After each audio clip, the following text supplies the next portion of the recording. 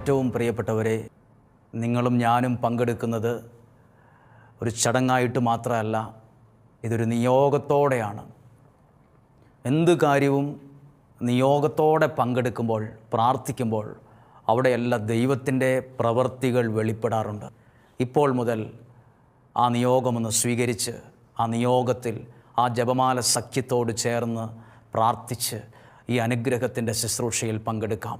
അനുഗ്രഹിക്കപ്പെട്ട, വളരെ പ്രാധാന്യമുള്ള, ഗൗരവത്തോടെ ചിന്തിക്കേണ്ട ഒരാത്മീയ വിഷയമാണ് കൈകാര്യം ചെയ്യുന്നത്. നിങ്ങളത് ശ്രദ്ധയോടെ കേൾക്കണമെന്ന് ആഗ്രഹിക്കുന്നു. അതിനു മുമ്പായി നിങ്ങളുടെ മനസ്സിനെ, ശരീരത്തെ എല്ലാം പ്രാർത്ഥനയിലൊന്ന് ഒരുക്കുകയാണ്. പ്രിയപ്പെട്ടവരെ, ഒരു നിമിഷം നിങ്ങളൊന്ന് പ്രാർത്ഥിക്കാമോ? സാധിക്കുമെങ്കിൽ നിങ്ങളുടെ കണ്ണുകളെ അടച്ച് നിങ്ങളുടെ കുടുംബത്തിൻ്റെ സാഹചര്യങ്ങളെല്ലാം സമർപ്പിച്ച് ഈ ശുശ്രൂഷയിലൂടെ കേൾക്കുന്ന വചനങ്ങൾ കേൾക്കുവാൻ ഒന്ന് മനസ്സിനെ, ചിന്തയെ, ആത്മാവിനെ എല്ലാം ഒന്ന് ഒരുക്കുക. പരിശുദ്ധാത്മാവ് നിങ്ങളെ സഹായിക്കട്ടെ. ദൈവത്തിൻ്റെ ഇടപെടൽ നിങ്ങൾക്ക് അനുഭവിക്കാൻ കഴിയട്ടെ. ഈ ശുശ്രൂഷ നിങ്ങൾക്ക് ഒരിക്കലും മറക്കാനാകാത്ത ചില ദൈവാനുഗ്രഹങ്ങളെ പ്രദാനം ചെയ്യുന്ന നല്ല നിമിഷങ്ങളായി മാറട്ടെ. നിങ്ങളുടെ ഭവനത്തിൽ ഏറ്റവും പ്രായം കുറഞ്ഞ ഒരാൾ മുതൽ ഏറ്റവും പ്രായമുള്ള ആരൊക്കെയുണ്ടോ അവരെല്ലാവരെയും സ്നേഹത്തോടെ കാണുന്നു. ഈ വചനം ഇങ്ങനെ ഒരു ടി വിയിലൂടെയോ ക്യാമറയിലൂടെ പറയുമ്പോൾ ഇത് ഒന്നും മനസ്സിലാക്കാതെ അല്ല പ്രസംഗിക്കുന്നത്. നിങ്ങൾ വേദനയിലാണെന്ന് മനസ്സിലാക്കിക്കൊണ്ട് തന്നെയാണ് ഈ വചനം നിങ്ങളോട് പ്രസംഗിക്കുന്നത്. എവിടെയൊക്കെയോ നിങ്ങൾ മനസ്സ് തളർന്നിരിക്കുകയാണെന്ന് മനസ്സിൽ തോന്നിച്ച ആ ഒരു സാഹചര്യത്തിൽ അതേ വേദനയോട് പങ്കുചേർന്നുകൊണ്ട് തന്നെയാണ് ഈ വചനം നിങ്ങളുടെ ശ്രദ്ധയിൽ എത്തിക്കുന്നത്. ലോകത്തിൻ്റെ കവിതകളോ കഥകളോ അല്ല ഈ മൈക്രോഫോണിലൂടെ നിങ്ങൾ കേൾക്കുന്നത്, ഈ മാധ്യമത്തിലൂടെ നിങ്ങൾ കേൾക്കുന്നത്. ഇത് സത്യദൈവത്തിൻ്റെ ജീവിക്കുന്ന വചനമാണ്. അതിന് നിങ്ങളെ ജീവിപ്പിക്കാൻ കഴിവുള്ളതാണ്. പ്രിയപ്പെട്ടവരെ, പരിശുദ്ധ അമ്മയെക്കുറിച്ച് ജപമാല പ്രാർത്ഥനയുടെ ലുത്തിനിയായിൽ എഴുതിയിരിക്കുന്ന ഒരു വാക്കാണ് സ്വർഗത്തിൻ്റെ വാതിലെ. വാതിൽ. യേശു പറഞ്ഞു, ഞാനാണ് വാതിൽ. പരിശുദ്ധ അമ്മയുടെ മാധ്യസ്ഥം സ്വർഗത്തിൻ്റെ വാതിലെ. നമ്മളെ, എന്നെ, നിങ്ങളെ അനുഗ്രഹത്തിലേക്ക് കയറ്റുന്ന വാതിലാണ്, സ്വർഗത്തിൻ്റെ വാതിലാണ് പരിശുദ്ധ അമ്മ. ആ വാതിൽ അടഞ്ഞു പോകാൻ, ആ അടച്ചു കളയാൻ ലോകത്തിലെ പല ശക്തികളും ശ്രമിക്കുന്നുണ്ട്, ആ വാതിൽ അടയ്ക്കാൻ. പക്ഷേ എൻ്റെയും നിങ്ങളുടെയും മുമ്പിൽ പരിശുദ്ധ അമ്മയുടെ മാധ്യസ്ഥത്തിൻ്റെ തണലിലായിരിക്കുന്ന നിങ്ങൾക്ക് അനുഗ്രഹത്തിൻ്റെ ഒരു ചെറിയ വാതിൽ പോലും അടഞ്ഞു പോകാൻ പരിശുദ്ധ അമ്മ സമ്മതിക്കത്തില്ല. അനുഗ്രഹത്തിൻ്റെ ഒരു വാതിലും നിങ്ങളുടെ ജീവിതത്തിൻ്റെ മുമ്പിൽ അടഞ്ഞു പോകത്തില്ല. അടയാൻ പലരും അടയ്ക്കാൻ ശ്രമിച്ചാലും അതടഞ്ഞു പോകാൻ അമ്മ സമ്മതിക്കത്തില്ല. സ്വർഗത്തിൻ്റെ വാതിൽ, അനുഗ്രഹത്തിൻ്റെ വാതിൽ. വാതിലിൻ്റെ ഒക്കെ വില വളരെ വലുതാണ്. നമ്മൾ സ്വാഭാവികമായി ചിന്തിക്കുമ്പോൾ പോലും വാതിൽ എത്രയോ പ്രാധാന്യമുള്ളതാണ്. ഒരു വീട് വയ്ക്കുമ്പോൾ ആ വീട്ടുകാർ എത്രയോ ശ്രദ്ധിക്കുന്ന ഒരു കാര്യം ആ വീടിൻ്റെ വാതിൽ, കട്ടിള, ഇതൊക്കെ വളരെ പ്രധാനപ്പെട്ടതാണ്. സ്വർഗത്തിൻ്റെ വാതിലിനെ കുറിച്ചാണ് പറയുന്നത്. വീട് വയ്ക്കുമ്പോൾ മേടിച്ചു വയ്ക്കുന്ന ഇത്ര ലക്ഷം രൂപയുടെ വാതിലിനെ കുറിച്ചല്ല, അനുഗ്രഹത്തിലേക്ക് നമ്മളെ കയറ്റുന്ന സ്വർഗത്തിൻ്റെ വാതിലിനെ കുറിച്ചാണ് നമ്മളിന്ന് ചിന്തിക്കുന്നത്. ചിലർ പറയാറില്ലേ, എൻ്റെ മുമ്പിൽ ഒരു വഴിയും ഇല്ല കേട്ടോ, എൻ്റെ മുമ്പിൽ എല്ലാ വഴികളും അടഞ്ഞു. ചിലരൊക്കെ ആത്മഹത്യ ചെയ്തത്, കയറെടുത്ത് കഴുത്തിലിട്ട് മരിച്ചത് അവരുടെ ഒറ്റ നോട്ടത്തിൽ അവരുടെ മുമ്പിൽ എല്ലാ വഴികളും അടഞ്ഞപ്പോഴാണ്. ചിലർ ഈ നമ്മളിൽ നിന്ന് വേർപിരിഞ്ഞു പോയത് ചിലർ എഴുതി വച്ചിട്ടാണ് മരിച്ചത്. അവരുടെ ഡയറിയിൽ ഒരു പേപ്പറിൽ എഴുതി വച്ചിരുന്നു, അവർ മരിക്കുന്നതിന് മുമ്പ് എനിക്ക് മുമ്പിൽ ഒരു വഴിയുമില്ല, എൻ്റെ മുമ്പിൽ എല്ലാ വഴികളും അടഞ്ഞു. അങ്ങനെ പറയരുത്. നിങ്ങളുടെ മുമ്പിൽ ഒരു വഴിയും അടഞ്ഞിട്ടില്ല. എല്ലാ വഴികളും അടഞ്ഞു എന്ന് നിങ്ങളുടെ സ്വാഭാവിക മനസ്സ് നിങ്ങളോട് പറയുമ്പോഴും ഈ വേദപുസ്തകം നിങ്ങളോട് പറയുന്നു, വഴികൾ അടഞ്ഞിട്ടില്ല. ദൈവം വഴികളെ തുറക്കും. ഈ 3-ാം ദിവസം വഴി തുറക്കുന്നൊരു ദിവസമാണ്. പരിശുദ്ധ അമ്മയുടെ മാധ്യസ്ഥത്തിൻ്റെ ഫലമായി അടഞ്ഞ വഴികൾ തുറന്ന് ഒരു നല്ല വാതിൽ അവിടെ ഉണ്ടാവും. നല്ലൊരു വഴി ദൈവം നമുക്ക് ഒരുക്കും. എന്ത് കാര്യത്തിലാണ് വഴി അടഞ്ഞെന്ന് തോന്നിയത്? ജീവിതത്തെ നോക്കിയിട്ട് ഏത് കാര്യത്തിലാണ് നിങ്ങൾ ഈ വഴി അടഞ്ഞു, ഇനി എനിക്ക് മുന്നോട്ട് പോകാൻ പറ്റില്ല, ആ വാതിൽ ദൈവം നിങ്ങൾക്ക് തുറക്കും. അത് പരിശുദ്ധ അമ്മയുടെ മാധ്യസ്ഥം വഴി അവിടെ ഒരു അത്ഭുതം നടന്നിരിക്കും. അങ്ങനെ ഒരു അത്ഭുതം നടക്കുമ്പോൾ അത് വീട്ടിൽ തന്നെ പറയരുത്. നിങ്ങൾ ശാലോമിലേക്ക് വിളിച്ച് ഞങ്ങളുടെ ജീവിതത്തിൽ ഈ വചന ശുശ്രൂഷയുടെ അനുഗ്രഹം ഉണ്ടായെന്ന് ദയവ് ചെയ്ത് നിങ്ങൾ അറിയിക്കണം. ഈ നിമിഷം അതിനുവേണ്ടിയാണ് പ്രാർത്ഥിക്കുന്നത്. ഞാൻ നിങ്ങളെ കാണുന്നില്ലെങ്കിലും നിങ്ങളുടെ അടഞ്ഞ വഴികളെ പ്രാർത്ഥനയിൽ കണ്ടുകൊണ്ടാണ് ആ വിഷയത്തിന് പ്രാർത്ഥിക്കുന്നത്. ചിലർ പറയുന്നു, എൻ്റെ മകളുടെ വിവാഹം എങ്ങനെ നടക്കാൻ, ആ വാതിൽ അടഞ്ഞു കിടക്കുവാണ്. അല്ല, ആ വാതിൽ ദൈവം തുറക്കും. അതിന് സാധ്യതകളില്ലെന്ന് തോന്നിയാലും ദൈവം തുറക്കും. കാരണം പരിശുദ്ധ അമ്മ സ്വർഗത്തിൻ്റെ വാതിലാണ്. സ്വർഗത്തിൻ്റെ വാതിൽ, അനുഗ്രഹങ്ങൾ ഇരിക്കുന്നത് സ്വർഗത്തിലാണ്. അനുഗ്രഹത്തിൻ്റെ വാതിലാണമ്മ. ആ വാതിൽ അടയാൻ സമ്മതിക്കില്ല. ഒരുപാട് പേരുടെ ജീവിതങ്ങളുടെ അടഞ്ഞ വഴികളെ തുറന്ന ഒരു ദൈവമുണ്ട്. വിശുദ്ധ ഗ്രന്ഥത്തിൽ എഴുതിയിട്ടുണ്ട്. 1 കൊരിന്തോസുകാർക്ക് എഴുതിയ ലേഖനം 16:9 എഴുതിയിരിക്കുകയാണ്, ഫലപ്രദമായി പ്രവർത്തനിക്കാൻ ദൈവം എനിക്കൊരു വലിയ വാതിൽ തുറന്നിരിക്കുന്നു എന്ന്. ചുമ്മാ ആരോ ഒരു പുസ്തകം ലൈബ്രറിയിൽ നിന്ന് എടുത്ത് വായിച്ചപ്പോൾ കിട്ടിയിട്ട് പോയിന്റ് കുറിച്ച് വെച്ചതല്ല. ഒരാളുടെ അനുഭവം പൗലോസ്ലീഹ പറയുവാണ്, ഫലപ്രദമായി പ്രവർത്തിക്കാൻ. ചുമ്മാ എന്തെങ്കിലും പ്രവർത്തിക്കാനല്ല, വിജയിക്കുന്ന ചില പ്രവൃത്തികൾ ചെയ്യാൻ. അതാ ഫലപ്രദമായ പ്രവൃത്തികൾ ചെയ്യാൻ ദൈവം എനിക്കൊരു വലിയ വാതിൽ തുറന്നിരിക്കുന്നു എന്ന്. ഇത് നിങ്ങൾക്കും പറയാൻ ഇടവരട്ടെ. പ്രാർത്ഥിക്കുന്ന, നിയോഗം വച്ച് ഈ ശുശ്രൂഷയിൽ പങ്കെടുക്കുന്ന നിങ്ങളും പറയും, എനിക്കും ദൈവം ഫലപ്രദമായി പ്രവർത്തിക്കാൻ ഒരു വാതിൽ തുറന്നു തന്നു എന്ന്. നിങ്ങളുടെ കുഞ്ഞുങ്ങൾക്ക് വേണ്ടി ഈ വാതിൽ ദൈവം തുറക്കും. നിങ്ങളുടെ ഭാവിയെ നോക്കി ദൈവം പറയുന്നു, ഈ വാതിൽ തുറക്കും. നിങ്ങൾ തള്ളി നോക്കിയിട്ടും മുന്തി നോക്കിയിട്ടും ആരോഗ്യം വെച്ച് നോക്കിയിട്ടും സ്വാധീനം വെച്ച് നോക്കിയിട്ടും ഒക്കെ ഇത് അടഞ്ഞു തന്നെയാണ് കിടക്കുന്നത്. ചവിട്ടി നോക്കി കുത്തി നോക്കി തുറക്കുന്നില്ല. ഇപ്പോൾ നിങ്ങളാകെ പേടിക്കുന്നു. ദൈവത്തിന് തുറക്കാൻ പറ്റും. വിശ്വസിക്കുന്നെങ്കിൽ ഈ വാതിൽ തുറന്നിരിക്കും. പൗലോസ്ലീഹ പറഞ്ഞു, ഫലപ്രദമായി പ്രവർത്തിക്കാൻ. അതാണ് വെളിപാട് ഗ്രന്ഥം 3-ാം അധ്യായം 8-ാമത്തെ വാക്യം. ഇതാ നിന്റെ മുമ്പിൽ ആർക്കും പൂട്ടാൻ കഴിയാത്ത വിധം തുറന്നു കിടക്കുന്ന ഒരു വാതിൽ ഞാൻ സ്ഥാപിച്ചിരിക്കുന്നു. നിന്റെ മുമ്പിൽ ഒരു വാതിൽ സ്ഥാപിച്ചു എന്നല്ല, ആർക്കും പൂട്ടാൻ ഒക്കത്തില്ലെന്ന്. പലരുടെ ആഗ്രഹമാണ് അവനെ ഒന്ന് പൂട്ടണം, ആ വീടിനെ പൂട്ടണം. പുറത്ത് പറഞ്ഞില്ലേലും ചില ബന്ധങ്ങളിൽ എന്ന് പറയും, അവനെ നമുക്ക് പൂട്ടണം. ബൈബിൾ എഴുതിയിരിക്കുകയാണ്, ആർക്കും പൂട്ടാൻ കഴിയാത്ത വാതിൽ ഞാൻ നിൻ്റെ മുമ്പിൽ സ്ഥാപിച്ചിട്ടുണ്ട്. അത് പൂട്ടാൻ ഒരു മന്ത്രവാദി വിചാരിച്ചാൽ ആ വാതിൽ, ദൈവം നിനക്കായി തുറന്ന വാതിൽ പൂട്ടാൻ പറ്റില്ല. അത് പൂട്ടാൻ പരിശുദ്ധ അമ്മ സമ്മതിക്കത്തില്ല. അതുകൊണ്ടാണ് എഴുതിയിരിക്കുന്നത്, സ്വർഗത്തിൻ്റെ വാതിലേ, അനുഗ്രഹത്തിൻ്റെ വാതിലാണത്.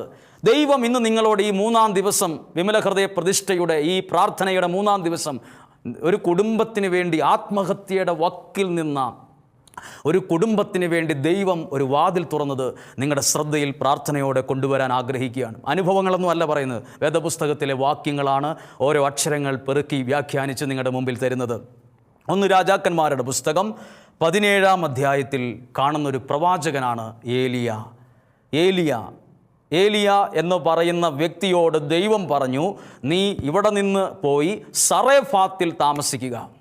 ഏലിയായ്ക്ക് ഈ സ്ഥലവും വലിയ പരിചയമില്ല, ആ നാടും വലിയ പരിചയമില്ല. ഏലിയായോട് പറഞ്ഞു, നീ പോയി ഞാൻ പറയുന്ന സറേഫാത്തിൽ പോയി താമസിക്കുക. ഇത് കേൾക്കുമ്പോൾ നിങ്ങൾ ഇതൊക്കെ കഥയാണ്, എന്തോ ഇത് ഞാൻ കേട്ടിട്ടില്ലല്ലോ, വായിച്ചിട്ടില്ലല്ലോ, ഇതെവിടുന്നാണ് പറയുന്നത്, അങ്ങനെയുള്ള സംശയങ്ങൾ മാറ്റാൻ നിങ്ങളുടെ കൈകളിൽ തുറന്നൊരു ബൈബിൾ ഉണ്ടായിരിക്കട്ടെ. ആ ബൈബിൾ തുറന്നു വയ്ക്ക്. എന്നിട്ട് പേജ് അല്ലെങ്കിൽ 1 രാജാക്കന്മാരുടെ പുസ്തകം 17-ാം അധ്യായം എടുത്തു വയ്ക്ക്. എന്നിട്ട് ഈ വാക്യങ്ങൾ പറയുമ്പോൾ അതിലൂടെ നിങ്ങളുടെ കണ്ണുകൾ ഓടിക്കുക. ഇഷ്ടപ്പെട്ടെങ്കിൽ ആ പേന കൊണ്ട് അത് രേഖപ്പെടുത്തി വയ്ക്ക്. നാളെ ഒരു സമയത്ത് ഈ വചനം നിങ്ങളോട് സംസാരിക്കും. അടഞ്ഞ വാതിലൊരു കുടുംബത്തിന് വേണ്ടി ദൈവം തുറക്കാൻ കണ്ട ഒരു വ്യക്തിയാണ് ഏലിയ പ്രവാചകൻ. ഏലിയ അവിടെ ചെന്നപ്പോൾ ഏലിയായ്ക്ക് സംശയം, ഫുഡ് എങ്ങനെ കഴിക്കും, വെള്ളം അവിടെ കിട്ടും, മഴ വരുമ്പോൾ കയറിക്കിടക്കാൻ വീടുണ്ടോ? അപ്പോൾ ദൈവം പറഞ്ഞൊരു വാക്കുണ്ട്, അവിടെ ഒരു വിധവയുണ്ട്, വിധവ, അവരോട് ഞാൻ എല്ലാം പറഞ്ഞിട്ടുണ്ടെന്ന് പറഞ്ഞു. അവിടെ ചെല്ലുമ്പോൾ ഏലിയ സറേഫാത്തിലേക്ക് പോകുമ്പോൾ കാണുന്നത് ഒരു സ്ത്രീ വിറക് പെറുക്കുന്നതായി കണ്ടു. അതെഴുതിയിരിക്കുന്നതാണ് 10-ാമത്തെ വാക്യം. പട്ടണത്തിലെത്തിയപ്പോൾ ഒരു വിധവ വിറക് ശേഖരിക്കുന്നത് കണ്ടു. അപ്പോൾ പ്രവാചകൻ അടുത്തു ചെന്നിട്ട് ചോദിച്ചു, കുറച്ച് കുടിക്കാൻ അല്പം വെള്ളം തരാമോ? ഞാൻ ദൂരെ നിന്ന് വരികയാണ്, എൻ്റെ കയ്യിൽ കുടിക്കാൻ വെള്ളമില്ല, കുറച്ച് വെള്ളം തരാമോ എന്ന് ഈ സ്ത്രീയോട് ചോദിച്ചു.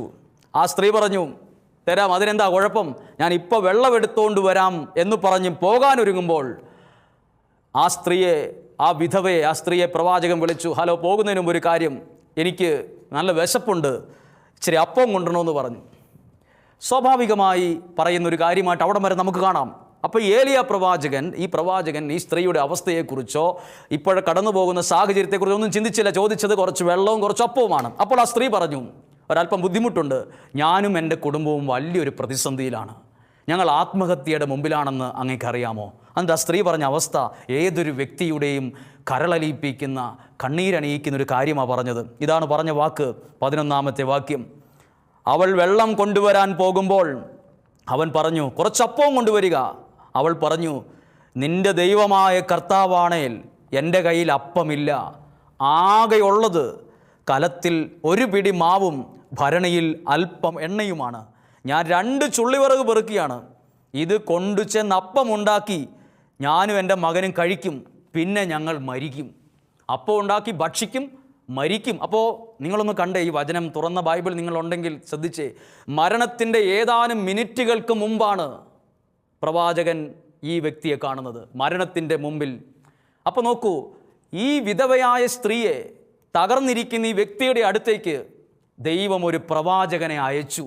അവളുടെ ജീവിതത്തിൻ്റെ എല്ലാ പ്രതീക്ഷകളും നഷ്ടപ്പെട്ട അവളുടെ ജീവിതത്തിൻ്റെ പ്രതീക്ഷയുടെ വാതിൽ തുറക്കാൻ, അവളുടെ ജീവിതത്തെ അവിടെ കൊണ്ട് അവസാനിപ്പിക്കാനല്ല, പുതിയൊരു അധ്യായം കൂട്ടിച്ചേർക്കാൻ ദൈവം പ്രവാചകനെ അയച്ചു. അങ്ങനെയെങ്കിൽ ഞാൻ വിശ്വസിക്കുന്ന ഒരു കാര്യം നിങ്ങളോട് പറയാം. ഈ ശുശ്രൂഷ ശാലോമിലൂടെ സംപ്രേഷണം ചെയ്യുന്ന ഈ ശുശ്രൂഷ നിങ്ങൾ ശ്രദ്ധിക്കാൻ ദൈവം അയച്ചതാണിത്. ഈ പ്രവാചകനെ ദൈവം ഈ വിധവയുടെ അടുത്തേക്ക് അയച്ചത് ഒരു വഴി തുറക്കാനാണെങ്കിൽ, ഈ ശുശ്രൂഷയെ, ഈ പ്രോഗ്രാമിനെ നിങ്ങളുടെ ശ്രദ്ധയിൽ, നിങ്ങളുടെ ബുദ്ധിയിൽ, നിങ്ങളുടെ കുടുംബത്തിലേക്ക് അയച്ചത് ഒരു വഴി തുറക്കാൻ ദൈവം അയച്ചതാണെങ്കിലോ? ഓരോ വചനവും അങ്ങനെയാണ്, ഒന്നും യാദൃശ്ചികമല്ല. ഇതിൻ്റെ പിന്നിൽ ദൈവത്തിൻ്റെ ഒരു വലിയ പദ്ധതിയുണ്ട്, ദൈവത്തിൻ്റെ പദ്ധതിയുണ്ട്. എന്നാൽ ഒരു കാര്യം ശ്രദ്ധിച്ച്, ഈ പ്രവാചകൻ ഇങ്ങനെ പറയുക, ഞാൻ ആ നാട്ടിലേക്ക് പോവില്ല, പിന്നെ എവിടെ പോയി താമസിക്കാനാവും, എങ്ങനെ ഭക്ഷണം കഴിക്കും എന്നൊക്കെ പറഞ്ഞുകൊണ്ടിരുന്നായിരുന്നെങ്കിൽ ഒരു വീട്ടിൽ കുറച്ച് മണിക്കൂറുകൾക്കകം 2 പേർ മരിച്ചിരുന്നേനെ.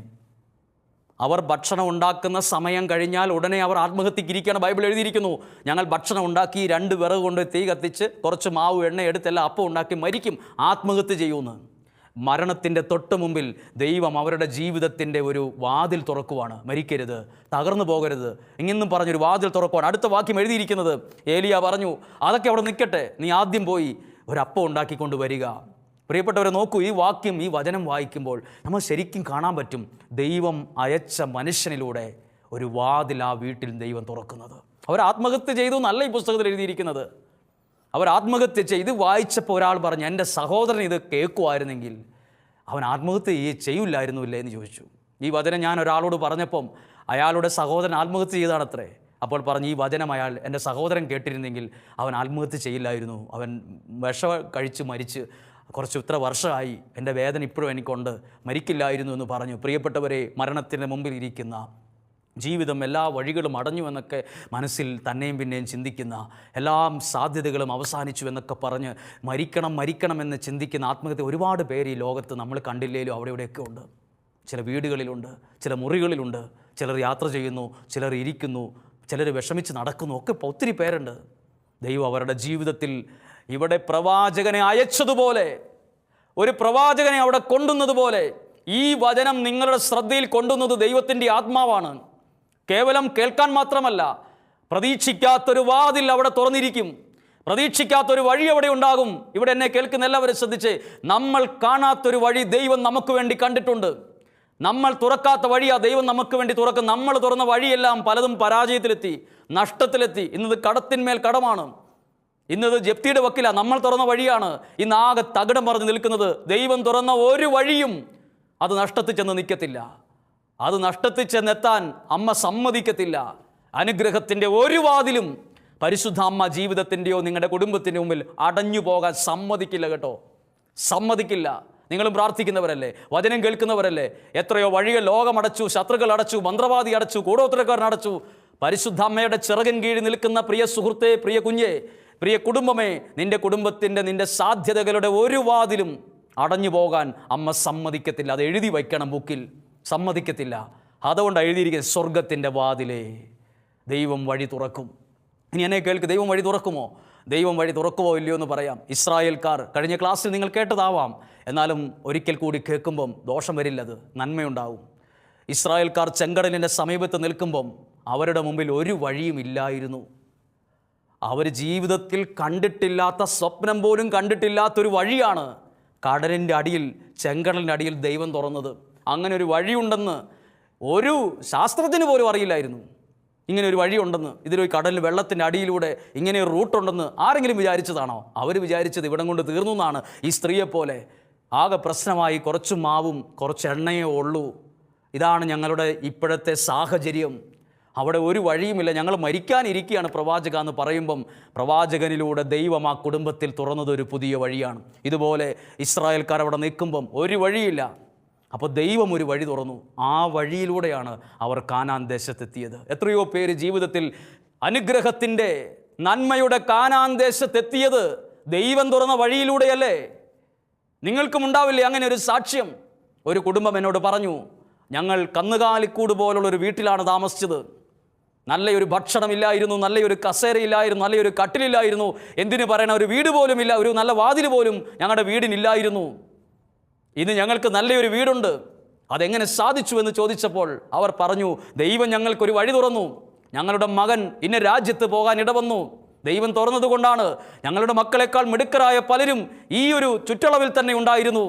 ഞങ്ങളുടെ മകൻ ആഗ്രഹിച്ച് അതിൻ്റെ പ്രോസസ്സ് നീങ്ങിയപ്പോൾ എല്ലാ കാര്യങ്ങളും ദൈവമായിട്ട് അത് തുറന്ന് പെട്ടെന്ന് ആ കാര്യങ്ങൾ സാധിച്ചു. ചെന്നപ്പോൾ അല്പം ബുദ്ധിമുട്ടുണ്ടെങ്കിലും അവിടെ അനുഗ്രഹമുള്ള ഒരു നല്ലൊരു ജോലി ദൈവം ഒരുക്കി തന്നു. കുടുംബമായി അവർ അവിടെയാണ്. സാമ്പത്തിക ബുദ്ധിമുട്ടുകളൊക്കെ മാറ്റി ദൈവം ഇന്ന് അനുഗ്രഹത്തിൻ്റെ നിലയിലെത്തിച്ചത് ദൈവം തുറന്നൊരു വഴിയിലൂടെ പോയത് കൊണ്ടാണ്. ദൈവം തുറന്ന വഴിയിലൂടെ നിങ്ങളെ കൊണ്ടുപോകുന്നത് പരിശുദ്ധ അമ്മയാണ്. ദൈവം തുറന്ന വഴിയിലൂടെ നിങ്ങളെ ഒരു കേടുമില്ലാതെ, ഒരു കുഴപ്പവും വരാതെ, ഒരു പരിക്കും പറ്റാതെ അമ്മ നിങ്ങളെ കൊണ്ടുപോകും. ഈ വചനങ്ങളെല്ലാം ശ്രദ്ധിച്ച് ഒന്ന് പ്രാർത്ഥിക്കാനും ഒന്ന് ചിന്തിക്കാനും ഒരുങ്ങിക്ക്. ഇതാ ഒരു കുടുംബം, എല്ലാ വഴികളും സാധ്യതകളും അസ്തമിച്ചു പോയൊരു കുടുംബം, ആത്മഹത്യ ചെയ്യണമെന്ന് ചിന്തിച്ച് നടന്നിരുന്നൊരു കുടുംബത്തെ പ്രവാചകനെ അവിടെ കൊണ്ടുവന്നു. ഇതാണ് ദൈവത്തിൻ്റെ സമയം. 2 ദിവസം കഴിഞ്ഞിട്ടാണ് വരുന്നെങ്കിൽ ചീഞ്ഞു നാറാൻ തുടങ്ങിയ 2 ശരീരങ്ങൾ ആ വീട്ടിൽ കണ്ടായേനെ. ഒരു 10 മണിക്കൂർ കഴിഞ്ഞ പ്രവാചകൻ അവിടെ വരുന്നെങ്കിൽ 2 പേരുടെ ജീവിതം ഈ ഭൂമിയിൽ നഷ്ടപ്പെട്ടേനേയും. അതിന് മുമ്പേ, സെക്കൻഡുകൾക്ക് മുമ്പേ, മിനിറ്റുകൾക്ക് മുമ്പേ ദൈവം അവിടെ ഒരാളെ കൊണ്ടുവന്നൊരു പ്രവാചകനെ. പ്രിയപ്പെട്ടവരെ, ദൈവം തുറക്കുന്ന വഴിയിൽ അത്ഭുതമുണ്ട്. ദൈവം തുറക്കുന്ന വഴിയിൽ വലിയ അഭിഷേകമുണ്ട്. ദൈവം തുറക്കുന്ന വഴിയിൽ നല്ല വിടുതലുകളുണ്ട്. നമുക്ക് പ്രാർത്ഥനയോടെ ഇരുന്ന് ഈ വചനം ശ്രദ്ധിക്കുമ്പോൾ കേട്ട ആദ്യത്തെ കാര്യം, സ്വർഗത്തിൻ്റെ വാതിലാണ് പരിശുദ്ധമ്മ. ആ വാതിലിലൂടെ നമ്മൾ ഇന്ന് പ്രവേശിക്കുകയാണ്. ഇങ്ങനെയൊരു വാതിൽ നിങ്ങളുടെ മുമ്പിൽ തുറന്നിരിക്കും. അത് വിശ്വസിച്ച് ആത്മാവിലാണ് പറയുന്നത്. നിങ്ങളുടെ മുമ്പിൽ അടഞ്ഞ വഴികളെ ദൈവം തുറക്കും. ഈ ശുശ്രൂഷയിലൂടെ ഇങ്ങനെയുള്ള അത്ഭുതങ്ങളാണ് നിങ്ങൾ കാണാൻ പോകുന്നത്. എല്ലാ വഴികളും അടഞ്ഞു എന്ന് പറഞ്ഞു നിൽക്കുന്ന ഈ വ്യക്തി എന്തു സംഭവിച്ചുവെന്ന് അടുത്ത ഭാഗത്തിലേക്ക് വരുന്നപ്പോൾ കാണാൻ പറ്റും. 13-ാമത്തെ വാക്യം, മരിക്കുമെന്ന് പറഞ്ഞിട്ട് എഴുതിയിരിക്കുന്നു, ഏലിയ അവളോട് പറഞ്ഞു, ഭയപ്പെടണ്ട, നീ ചെന്ന് പറഞ്ഞതുപോലെ ചെയ്യുക. എന്നാൽ ആദ്യം അതിൽ നിന്ന് ചെറിയൊരപ്പമുണ്ടാക്കി എനിക്ക് കൊണ്ടുവരണം. പിന്നെ നിനക്കും നിൻ്റെ മകനും വേണ്ടി ഉണ്ടാക്കിക്കൊള്ളുക.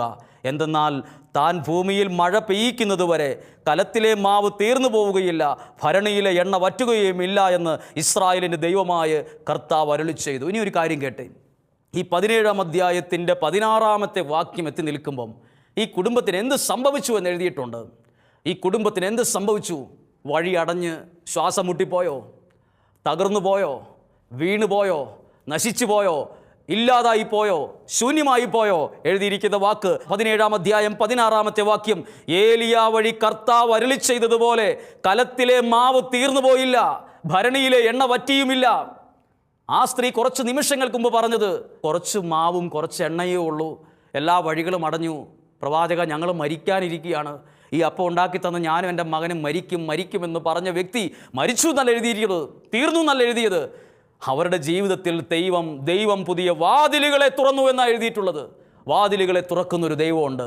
അതുകൊണ്ട് ഈ ഒരു സമയം, ഈ കേട്ട വചനത്തിൻ്റെ ഈ വിമല ഹൃദയ പ്രതിഷ്ഠയുടെ 3-ാം ദിവസം ആർക്കും പൂട്ടാൻ കഴിയാത്ത വിധം പൗലോസ്ലീഹ പറഞ്ഞതുപോലെ ഫലപ്രദമായി പ്രവർത്തിക്കാൻ കഴിയുന്ന നല്ലൊരു വാതിൽ നിനക്ക് വേണ്ടി ദൈവം തുറക്കും. ഈ 3-ാം ദിവസം, ഈ 3-ാം ദിവസം നിനക്ക് വേണ്ടി ദൈവം തുറക്കും. ഒരു നിമിഷം കണ്ണുകളടച്ച് നിങ്ങളായിരിക്കുന്ന സ്ഥലത്ത് ഏത് നിരാശയോ ഡിപ്രഷനോ പരാജയമോ തകർച്ചയോ കുറ്റബോധമോ എവിടെയാണ് നിങ്ങൾ ഇരിക്കുന്നത്? എവിടെയാണ് നിങ്ങൾ അങ്ങനെ ഒതുങ്ങിയിരിക്കുന്നത്? അവിടെയാണ് ദൈവം ഇന്ന് ഈ വചനം അയക്കുന്നത്. അവിടെയാണ് ദൈവം ഇന്ന് വഴി തുറക്കുന്നത്. നിങ്ങളോട് പലരും പറഞ്ഞു, ഇനി വഴിയൊന്നും തുറക്കത്തില്ല, ഇനി വേറെന്തേലും പണി പോയി നോക്ക്, വേറെന്തേലും വഴി നോക്കാം. ദൈവം ഒരു വഴി നിനക്ക് വേണ്ടി കണ്ടിട്ടുണ്ട്. ലോകത്തിലൊരു മനുഷ്യനും കണ്ടിട്ടില്ലാത്ത വഴിയാണ് ഇസ്രായേൽക്കാർക്ക് ദൈവം തുറന്നത്. അത് ചെളിയുള്ള കല്ലുള്ള കുപ്പിച്ചില്ലുകൾ കൊണ്ട് നിറഞ്ഞ് ആകെ ബുദ്ധിമുട്ടുള്ളൊരു വഴിയല്ല, ഉണങ്ങിയ ഒരു നിലം, അത് ലക്ഷ്യത്തിലെത്തുന്ന വഴിയാണ്. ഇടയ്ക്ക് വെച്ച് വെള്ളം കയറി ശ്വാസം മുട്ടി അവർ വെള്ളത്തിൽ മുങ്ങിച്ചത്തു എന്നല്ല, മുങ്ങി മരിച്ചുവെന്നല്ല, ലക്ഷ്യസ്ഥാനത്തേക്ക് അവരെ കൊണ്ടുചെന്ന വഴി. ഇത് നിന്നോടാ പറയുന്നത്, നിങ്ങളുടെ കുടുംബത്തോടാ പറയുന്നത്. ദൈവം നിന്നെ എത്തിക്കേണ്ടിടത്ത് എത്തിക്കാനുള്ള അനുഗ്രഹത്തിൻ്റെ ഒരു വഴി തുറന്നിട്ടുണ്ട്. ദൈവം ഒരു വഴി തുറക്കും. ഈ വഴി തുറക്കുമ്പോൾ ഈ അനുഗ്രഹത്തിൻ്റെ സാക്ഷ്യം ലോകം അറിയാൻ ഇടവരും. അതുകൊണ്ട് ഒരു നിമിഷം പ്രാർത്ഥിക്കുന്നു. കർത്താവേ, എല്ലാ പ്രാർത്ഥനാ നിയോഗങ്ങൾക്ക് വേണ്ടി ഈ ജപമാല സഖ്യത്തിലുള്ള ആയിരക്കണക്കിന് കുടുംബങ്ങളുണ്ട്. ഈ ഒരു സഖ്യത്തോട് ചേർന്നിരിക്കുന്ന ലക്ഷക്കണക്കിന് വ്യക്തികൾ ദൂരത്തും സമീപത്തും വിവിധ രാജ്യങ്ങളിലും വിവിധ സ്ഥലങ്ങളിലും ഉണ്ട്. എല്ലാവരെയും ആത്മാവിൽ ചേർത്ത് വയ്ക്കുന്നു. അനേകർ ഇനിയും ഈ സഖ്യത്തിൽ ചേരാനിടയാകട്ടെ. ഓരോരുത്തർക്കും ഒരു അനുഭവം പറയാനുണ്ടാകട്ടെ. എൻ്റെ ജീവിതത്തിൽ ദൈവം ഒരു വഴി തുറന്നു എന്ന്. ഒരു വാതിലും അടഞ്ഞു പോകാൻ പരിശുദ്ധ അമ്മ സമ്മതിക്കില്ല. അതാണ് പരിശുദ്ധ അമ്മയുടെ മാധ്യസ്ഥ പ്രാർത്ഥനയുടെ ഗുണം.